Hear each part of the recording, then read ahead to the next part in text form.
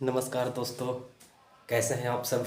आइए हम लोग अपनी कक्षा को प्रारंभ करते हैं और अपनी जो पीछे वाली कक्षा में जो हमने बातें की थी उन सबों को 1 मिनट में समराइज करते हैं। हमने जाना था कि लॉर्ड लीटन और लॉर्ड रिपन के बारे में, किस प्रकार दो तरह की ब्रिटेन में चल रही सरकार, एक के कंजर्वेटिव पार्टी और लिबरल पार्टी, और दोनों का जो गवर्नर जनरल पोस्टेड होकर इंडिया आ रहे हैं, अपने अपने तरीके से भारत को एग्जीक्यूट कर रहे हैं, यहाँ पे लॉ कर रहे हैं, यहाँ पे साम्राज्य विस्तार कर रहे हैं। उसी में से एक व्यक्ति था कौन? Lord Ripon.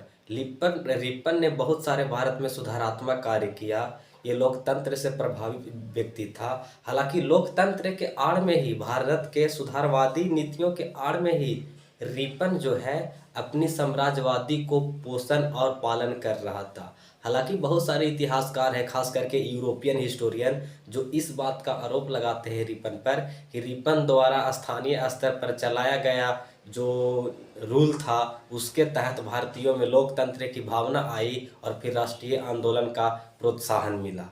हालांकि इसको गहरी से जांच करिएगा तो मात्र इल्बर्ट जैसे बिल और कुछ कार्य के माध्यम से ही तो लोकतंत्र आता नहीं है। उसके दरमियान आप देखें कि जो टैरिफ पॉलिसी था उसमें कर की व्यवस्था एज इट इज रिपन के काल में रहा। तो एक बात से आप इस तरह के सिद्ध कैसे कर सकते हैं कि लॉर्ड जो रिपन था भारतीय का मित्रवत था? आप ये नहीं कह सकते हैं। तो ऑल ओवर ये सारी बातों को हमने जान लिया था। जो आज हम लोग जानेंगे वो जानेंगे ब्रिटिश शासन के दौरान न्यायिक प्रणाली, जुडिशियरी सिस्टम क्या था, न्याय किस तरह से होता था। हालांकि इसके बारे में हमने पिछले कक्षा में बहुत बात कर चुकी हैं, तो आज हम इस पर कम ही समय में अपनी क्लास को समापन करेंगे, क्योंकि इसके बारे में ऑलरेडी हम लोग अपनी सारी बातें पिछली कक्षा में, उससे भी पिछली कक्षा में जान चुके हैं। तो न्याय व्यवस्था अगर देखिएगा तो कुछ इस तरह से था कि 1767 में मेयर्स कोर्ट की स्थापना हुई थी भारत में। 1867 में भारत में मेयर्स कोर्ट की स्थापना हुई थी। इसी के काल, आगे के काल में देखिएगा तो सुप्रीम कोर्ट का स्थापना हुआ। फिर लॉर्ड कॉर्नवालिस के शासन काल में आप यदि देखते हैं, जो मैंने पीछे बताया है, तो फौजीदारी व्यवस्था आई थी और दीवानी व्यवस्था आई थी। इसकी डीपली मैं अंदर नहीं जाऊंगा क्योंकि इसके बारे में मैंने बात कर चुके हैं। तो फौजीदारी में क्रिमिनल मामलों को देख रेख किया जाता था और इसमें सिविलियनी जो न्यायिक मामला जो होते थे उन सबों को देख रेख किया जाता था। लेकिन उसी क्रम में आप देखिएगा तो 1861 में हाई कोर्ट की स्थापना हुई। और जब हाई कोर्ट की स्थापना हुई तो पहले से चले आ रहे सदर दीवानी और सदर निजामत जो न्याय का प्रणाली था, सदर निजामत और सदर दीवानी और एक सुप्रीम कोर्ट, इन सबों को मर्ज करके बना दिया गया हाई कोर्ट, यानी हाई कोर्ट के अधीन ला दिया गया। अब आप सोच रहे होंगे कि ये कौन सा नियम हुआ कि सुप्रीम कोर्ट हाई कोर्ट के अधीन आ गया? तो बात कुछ ऐसा है कि उस समय सिर्फ सुप्रीम कोर्ट ऑफ बंगाल था, सुप्रीम कोर्ट ऑफ इंडिया नहीं था। इसलिए इसे क्या कर दिया गया कि मर्ज कर दिया गया हाई कोर्ट में। और 1861 में high court of Madras, high court of Bombay और हाई कोर्ट ऑफ ये बंगाल, 3 जगह पर इस चीज की स्थापना हुई थी। तो ये चीज समझ गए, यानी मर्ज कर दिया गया तीनों को हाई कोर्ट के अंदर। इसके तहत देखिए इन्होंने अत्यधिक के रूल करने के लिए भारत पर और ज़्यादा से ज़्यादा कानूनी व्यवस्था को सुदृढ़ करने के लिए और अन्य प्रकार के काम किया। जैसे में आईपीसी लाया, इंडियन पिनल कोड। ये कब आया? 1860 में, मैं पिछली कक्षा में बता चुका हूँ। फिर आया क्रिमिनल प्रोसीजर पैनल एक्ट। फिर देखिएगा कि कंट्रैक्ट एक्ट और फिर एविडेंस एक्ट।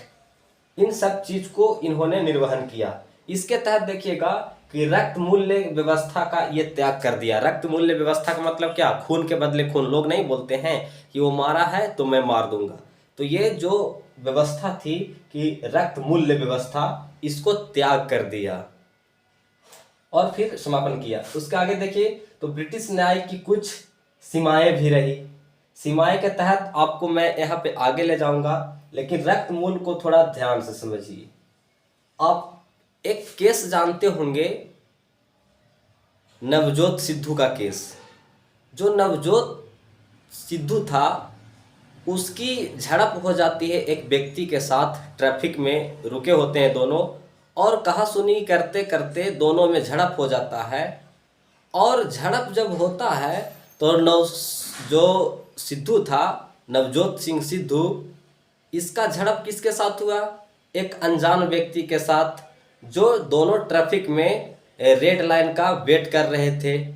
और ऐसे में नवजोत सिंह और अन्य जो व्यक्ति एक खड़ा था, दोनों में झड़प हुई और नवजोत सिंह ने फिर एक पंच लगाया और एक व्यक्ति ने भी एक पंच लगाया। दोनों पंचा पंची एक दूसरे के साथ किया। अब नवजोत सिंह जो उस व्यक्ति को मारा, उस व्यक्ति की हो गई मृत्यु। अब जब मृत्यु हुई तब मामला हाई कोर्ट तक, सुप्रीम कोर्ट तक गया। अब जब मामला वहाँ तक गया तो लोगों ने देखा कि अब तो नवजोत सिंह की फांसी हो जाएगी क्योंकि इन्होंने हत्या किया है। लेकिन वहाँ पे जब क्रिमिनल प्रोसीजर में जब बातें चलने लगी तो इस तरह के बात उठा कि नवजोत सिंह ने मारा है, यानी एक्ट किया है, ये सही है। लेकिन एक्ट किया है तो क्या उसको नॉलेज था? अब जिस व्यक्ति को मारा है उस व्यक्ति का ब्रेन ट्यूमर था। तो नवजोत सिंह सिद्धू ने एक्ट किया है, ये बात सही है। लेकिन क्या उस व्यक्ति को ट्यूमर है नवजोत सिंह को पता था? नहीं पता था। तो ऐसे में आप नवजोत सिंह सिद्धू को फांसी की सज़ा नहीं दे सकते हैं। इसलिए जब कोई भी न्यायिक फैसला होता है तो जो जज बैठे होते हैं वो इन सब चीज़ों पर पहले विचार करते हैं कि एक्ट किया है वो तो ठीक है, लेकिन क्या इसको एक्ट करके उस व्यक्ति को मार देने का उद्देश्य था? नहीं था। और इस बात की नॉलेज भी नहीं थी नवजोत सिंह सिद्धू को कि जिस पर हम एक पंच मारेंगे उस व्यक्ति का मृत्यु हो जाएगा क्योंकि उसका ब्रेन ट्यूमर है। तो ये होता है न्यायिक व्यवस्था का समीकरण और प्रक्रिया। आप इसी के दरमियान देखते होंगे कि भारत में एक व्यक्ति है कन्हैया। कन्हैया का जब केस चला तो कन्हैया डायरेक्ट चला गया हाई कोर्ट। हाई कोर्ट में उसे राहत नहीं मिला, चला गया सुप्रीम कोर्ट। जब सुप्रीम कोर्ट में गया तो सुप्रीम कोर्ट कहता है आप जो लोअर कोर्ट है वहाँ पे जाइए, जिला कोर्ट में, और जिला कोर्ट बेल दे दिया, यानी राहत दे दिया जिला कोर्ट। तो आप सुप्रीम कोर्ट का स्वेच्छाचारिता समझिए और समरूपता समझिए। किसी व्यक्ति को वहाँ ही राहत मिल जाता है सुप्रीम कोर्ट में, और किसी व्यक्ति को इस तरह से अपने मन से स्वेच्छाचारिता करते हुए इस बात के लिए ये कर दिया जाता है कि आप लोअर कोर्ट में चले जाओ।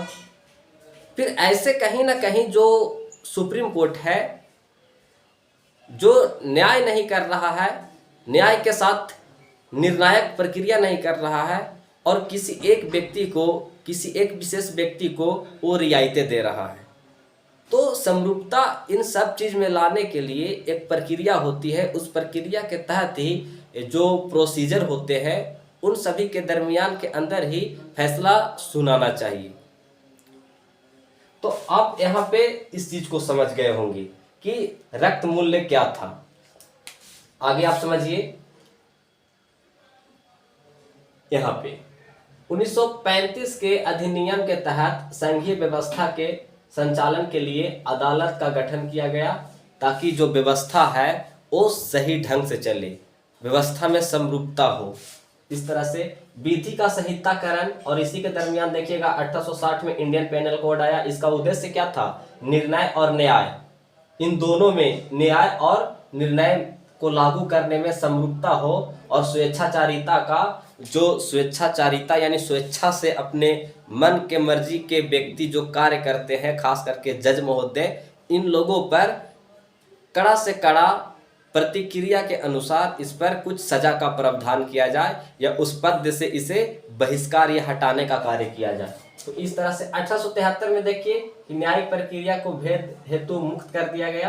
हालांकि इन सभी व्यवस्था जो बनाई जा रही है ये ब्रिटिश गवर्नमेंट के द्वारा ही बनाया जा रहा है, और इसी चीज़ को ये आगे क्या करेंगे कि आगे निर्वहन करेंगे। क्योंकि ये साम्राज्य हित के ध्यान में रख कर ही सारा पॉलिसी बना रहे हैं और नियम बना रहे हैं। इसलिए अब यहाँ पे आ जाइए कि भारत में ब्रिटिश न्यायिक की कुछ सीमाएं भी रही। सीमाएं क्या था कि भारत में कई स्तर पर ब्रिटिश लॉ लागू किया गया, यानी लगभग स्तर पर ब्रिटिश लॉ लागू किया, जिससे ज़्यादा से ज़्यादा इसके हिसाब से सारा कार्य का निर्वहन हो। दूसरा देखिए कि ब्रिटिश अदालत महंगी और जटिल बना दिया गया, जिसमें भारतीय गरीब ग्रामीण अशिक्षित लोग इसका शिकार हो गए। अब ग्राम में क्या होता है, पंचायत होता है, वहाँ पे इतना जटिल प्रक्रिया नहीं चलती है। हम लोग 20 लोग बैठकर ही चीज़ों को समझ लेते हैं और उसका एक अस्थाई निराकरण निकाल देते हैं कि आप दोषी हैं तो आपको ये भुगतान करना होगा, पंचों को सेवा करना होगा, इसके बदले कुछ पैसे देने होंगे, आदि आदि क्रिया के तहत हम क्या कर लेते हैं, अपने आप में फैसला कर लेते हैं और हमारी भाषा भी एक समरूपता का कार्य करती है। लेकिन जो ये एक तो शहर में कोर्ट है, गरीब लोग अशिक्षित लोग चीज़ों को समझ नहीं पाते हैं, तो कहीं ना कहीं सभी भारतीय लोग इसका शिकार हुए, खास करके अशिक्षित लोग, ग्रामीण लोग और गरीब लोग। आगे देखिएगा कि ब्रिटिश गवर्नमेंट के अदालत के दौरान केस और तेजी से बढ़ा। तेजी से क्यों बढ़ा? क्योंकि बहुत बड़ा भारत और छोटी सी कोर्ट, वो भी कार्य अपने अनुसार, तो केस का मामला धीरे धीरे बढ़ता गया। आगे देखिए न्यायिक नस्लीय भेद प्रथा, यानी जो न्याय व्यवस्था था, न्यायपालिका था, वो क्या था, नस्लीय भेदभाव करता था भारतीयों से। इस भेदभाव पर ही आधारित था। जैसे में आप देखिए कि पार्लियामेंट यानी ब्रिटेन का संसद भारतीय हाई कोर्ट की स्थापना कर रही है और यहाँ पे कोई अगर फैसला लेने जाते हैं तो भारतीय है तो उससे नस्लीय भेदभाव तो होना लाजमी है। फिर देखिए न्यायपालिका ब्रिटिश पार्लियामेंट के द्वारा नियुक्ति किया जाता था, अतः सभी निर्णय साम्राज्यवादी ढांचे के अंतर्गत ही लिया जाता था, जो मैंने आपको पीछे बताया। तो इस तरह से आज कम का समय है और समय भी बहुत ज़्यादा नहीं है और कंटेंट भी हमारा कम था, तो आज के लिए यहीं पे क्लास रुक जाएगी। मिलेंगे नेक्स्ट क्लास में। Thank you. जय हिंद, जय भारत।